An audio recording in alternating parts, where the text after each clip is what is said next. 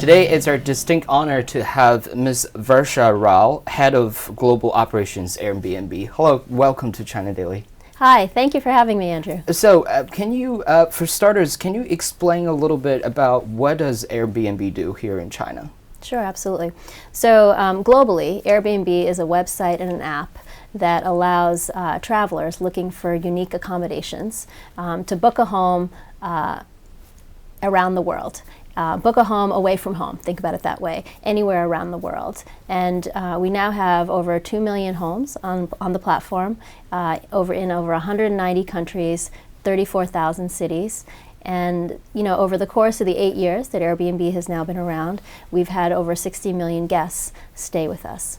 See, now you're in the Chinese market. And how do you evaluate the current business environment here in China, especially the OTAs, the online travel agency business here in China?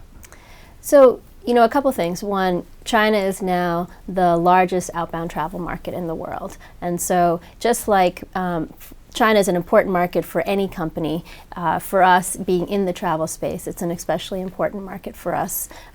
We see Chinese users embracing Airbnb really fast. What we're finding is that Chinese users want to travel in a new way.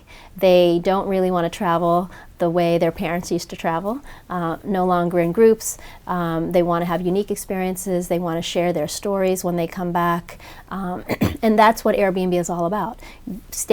Going to a new place, having a unique experience, going to a local neighborhood, really fitting in and living in a different way. Living like a traveler, not a tourist.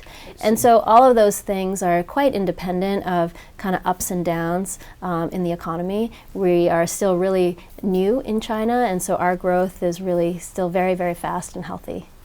Well, Airbnb is built on, first of all, as a community.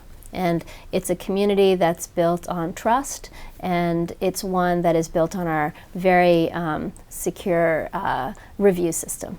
So all of our guests and our hosts identify who they are, they verify themselves, and then they look at reviews when they're booking a place to make sure that the place that they are, the host as well as the listing itself, is what they're looking for. None of our reviews can be faked. They're all absolutely authentic, and that is what is the foundation of Airbnb.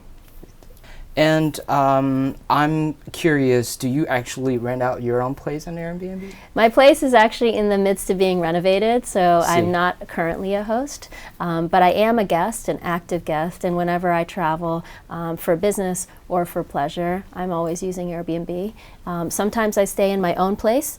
Over 70% of our bookings are often in entire places, and then sometimes I'm also staying with a host.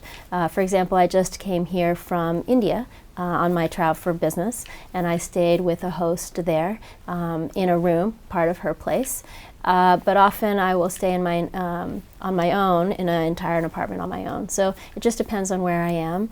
But for me, either way, the host and that connection, sometimes the host has left me recommendations on, great places to eat, things to do in the neighborhood.